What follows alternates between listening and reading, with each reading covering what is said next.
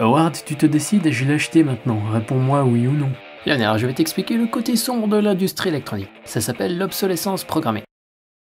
Non mais tu sais, pas besoin de... Tu me remercieras plus tard. Reg, tu peux couper la radio, s'il te plaît? Merci. Alors voilà, les fabricants d'appareils électroniques se fichent pas mal de ton bien-être. Tout ce qui les intéresse, c'est ton porte-monnaie. Évidemment, ils ne doivent pas ignorer certains facteurs pour que tu acceptes d'acheter. Tu connais l'expression « le client est roi ». Eh bien, c'est une polysémie. Ça te laisse croire que le client décide de tout, mais en réalité, ROI est l'acronyme anglais de Return on Investment, ROI, ce qui en français veut dire retour sur investissement. C'est un calcul financier pour savoir ce qu'une unité de monnaie dépensée par le fabricant va lui rapporter quand le client achètera son produit. On pourrait aussi dire que la bourse est un travail manuel car une action est libérée quand la main invisible intervient. Merci pour ce jeu de mots amusant, mais tu sors du sujet. Oui, je dérive. Je dérive.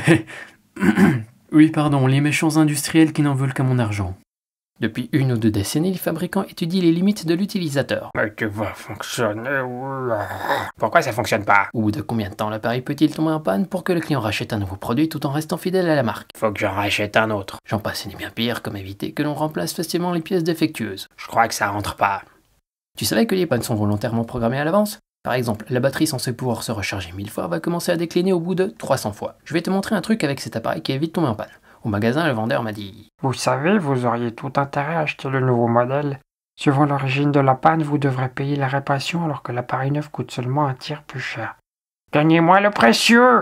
Je ne suis pas tombé dans son piège, j'ai demandé qu'il voie si la réparation était couverte par la garantie. Au final, on m'a répondu que les problèmes d'humidité n'étaient pas couverts par la garantie, alors que sur la boîte, sur le mode d'emploi et dans la pub, il vantait une étanchéité de 5 mètres et un système anti-choc révolutionnaire. Perdu pour perdu, avec mon diplôme d'ingénieur, je me suis dit que j'allais le réparer moi-même. En démontant délicatement le boîtier... en démontant le boîtier, tu repères cette petite puce. En décryptant le programme du fabricant, j'ai découvert que la panne était recherchée et programmée avant même d'avoir vu le produit en magasin. Cette petite puce a une partie entière consacrée au bugging research, comme j'aime l'appeler. C'est-à-dire qu'un programme repère la moindre petite erreur de l'utilisateur afin de l'amplifier et de l'exclure de la garantie.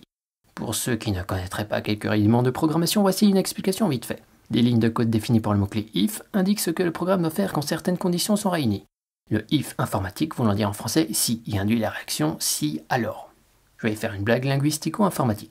Le linguiste Ferdinand de Saussure aurait été fasciné et horrifié de voir à quel point l'expression « avec des si on ne refait pas le monde » est devenue fausse, car ces si informatiques ont imposé une société de consommation obnubilée par le court terme et l'obsolescence.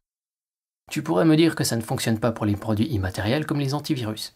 Erreur, car regarde ces relevés de jours restants. J'ai proposé à quelqu'un d'autre de noter jour après jour, même moment de la journée, les jours d'abonnement restants. Tu remarqueras qu'environ tous les 15 jours, il y a un jour qui s'évapore sans raison.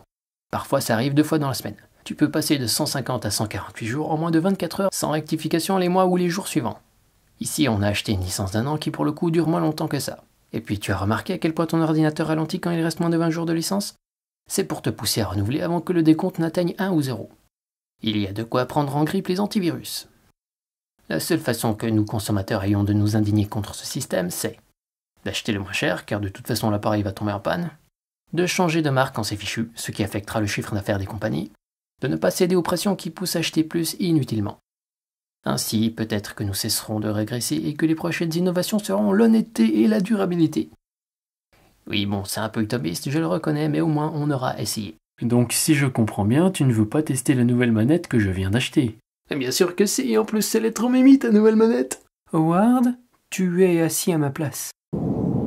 Car dans ton cœur, je suis le roi qui te promet